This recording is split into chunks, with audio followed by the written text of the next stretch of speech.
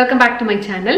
இன்னைக்கு என்னோட signature ரெசிபியான brownie அதுவும் வந்து walnut and choco chip ரிச்சான ஒரு brownie தான் எப்படி செய்யறது அப்படிங்கறது பார்க்க போறோம். சோ இது வந்து நான் என்னோட one of the customers-க்காக செஞ்சு கொடுத்துட்டு இருந்தேன்.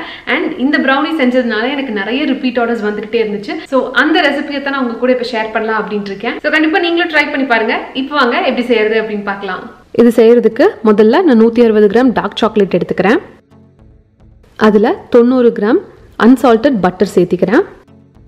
இப்போ இது ரெண்டையும் டபுள் பாயிலிங் செட்டப்ல இந்த மாதிரி நான் மெல்ட் பண்ணி எடுக்க போறேன். ஒருவேளை உங்ககிட்ட மைக்ரோவேவ் இருந்துச்சுன்னா just 30 seconds இன்டர்வல் கொடுத்து இத மெல்ட் பண்ணி எடுத்துக்கங்க. இப்போ ரெடி ஆயிடுச்சு. இது ஓரமா எடுத்து வச்சிட்டு அடுத்து வேற வெட் இன்கிரிடியன்ட்ஸ் எல்லாம் ரெடி பண்ணலாம். அதுக்கு ஒரு க்ளீனான பவுல்ல 2 முட்டையை உள்ள உடைச்சு சேர்த்திக்கங்க. அப்புறம் இதுதான் ரொம்ப இம்பார்ட்டன்ட்டான ஸ்டெப். இந்த எக் வந்து நல்லா ஃப்ராதியா வர்ற வரைக்கும் இதை நம்ம பீட் பண்ணணும். இந்த டார்க் எல்லோ பேல் எல்லோ ஆகிற வரைக்கும் இந்த மாதிரி. அப்பதான் நம்மளுக்கு இந்த கிரிங்கிள் டாப் நல்லா வரும். இது கூட 100 கிராம் பவுடர் பண்ண ஒயிட் சுகர், அதுக்கப்புறமா 45 கிராம் ப்ரௌன் சுகர், அப்புறமா ஒரு 1/2 டீஸ்பூன் வெனிலா எக்ஸ்ட்ராக்ட், கடைசியா 2 டேபிள் ஸ்பூன் ஃப்ரெஷ்லி எக்ஸ்ட்ராக்ட் பண்ண காஃபி எடுத்துக்கிறேன். இப்போ இது எல்லாத்தையும் ஜென்டிலா இந்த மாதிரி கலந்து விட்டுட்டு அதுக்கப்புறம் பீட்டர் ஆன் பண்ணி மிக்ஸ் பண்ணிடுங்க.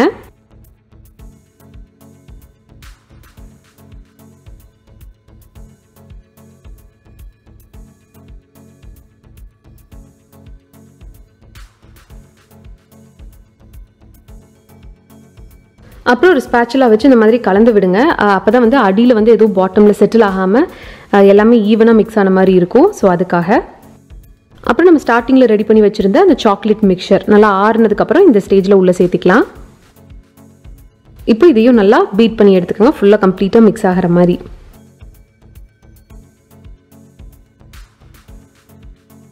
இப்போ இதுலயே நம்ம ட்ரை இன்கிரீடியன்ஸும் சேர்த்திடலாம். அதுக்கு இந்த மாதிரி ஒரு சல்லடை வச்சுக்கோங்க. அதுல 60 கிராம் மைதா, அப்புறம் 25 கிராம் கோகோ பவுடர்,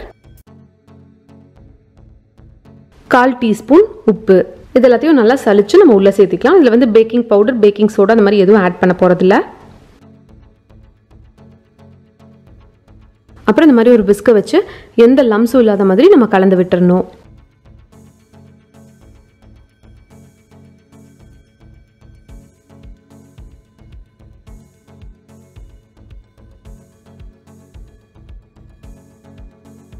இப்போ வந்து நான் 10 கிராம் அளவுக்கு சாக்கோ சிப்ஸ் எடுத்திருக்கேன். அதை வந்து நான் உள்ள ஆட் பண்ணிக்க போறேன்.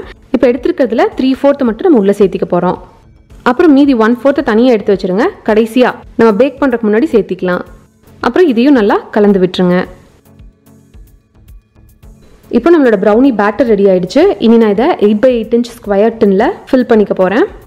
நான் வந்து இந்த மாதிரி ஸ்கொயர் ஷேப்லேயே பார்ச்மெண்ட்டையும் லைன் பண்ணி எடுத்துட்டேன். ஸோ எங்கேயுமே வந்து ஸ்டிக் ஆகாமல் இருக்கணுங்கிறதுக்காக எடுக்கிறதுக்கும் ஈஸியாக இருக்கும்.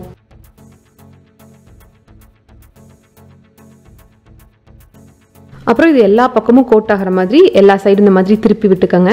அப்புறம் கொஞ்சம் நல்லா அந்த மாதிரி டேப் பண்ணிக்கோங்க. ஸோ ஏர் பபிள்ஸ் ஏதாவது இருந்தாலும் வெளியே வந்துடும். இப்போ நம்ம மீதி 1/4 சாக்கோ சிப்ஸ் எடுத்து வச்சிருந்தோம்ல, அதை வந்து இந்த ஸ்டேஜில் நம்ம ஆட் பண்ணிக்கலாம்.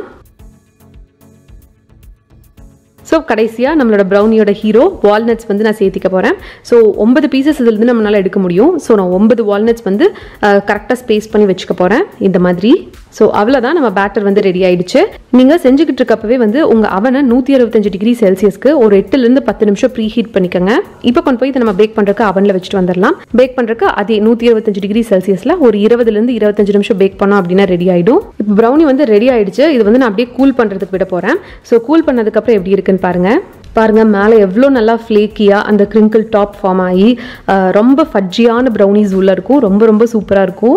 ஸோ நம்மளுக்கு ஃபட்ஜி ப்ரௌனிக்கும் நார்மல் ப்ரௌனிக்கும் இருக்கிற டிஃப்ரென்ஸ் என்ன அப்படின்னா, ஃபட்ஜி ப்ரௌனிஸ் வந்து நம்ம மைதா வந்து கம்மியாக ஆட் பண்ணுவோம் கம்பேரிட்டிவ்லி. இப்போ நம்ம 9 பீசஸ் வந்து இதில் கட் பண்ணி எடுத்துடலாம்.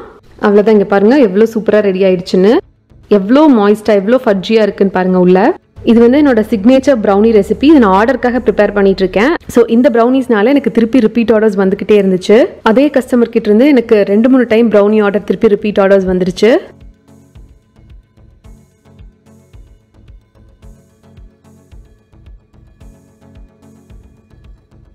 ஸோ இப்போ எல்லாமே பேக் பண்ணி ரெடியாக இருக்குது. இனி வந்து இது டிஸ்பேட்ச் பண்ணிட வேண்டியது தான். ஸோ அவ்வளோதான் நம்மளோட ப்ரௌனி வந்து ரொம்ப ரொம்ப சூப்பராக ரெடி ஆயிடுச்சு. நீங்களும் வந்து கண்டிப்பாக இந்த ரெசிபியை ட்ரை பண்ணி பாருங்க. ட்ரை பண்ணி பார்த்துட்டு உங்களுக்கு எப்படி டர்ன் அவுட் ஆச்சு அப்படிங்கிறது எனக்கு கமெண்ட் செக்ஷனில் லீவ் பண்ணுங்க. வேற எங்காவது என்ன பர்சனலாக ஃபாலோ பண்ணும் அப்படின்னு நினைச்சீங்கன்னா இதோட இன்ஸ்டாகிராம் ஐடி ஹரிணி பாபுராஜ் என்னை ஃபாலோ பண்ணலாம். நான் உங்களை இன்னொரு வீடியோவில் இன்னொரு இன்ட்ரெஸ்டிங்கான கண்டென்ட்டோட மீட் பண்ணுறேன். அது வரைக்கும் பாய்.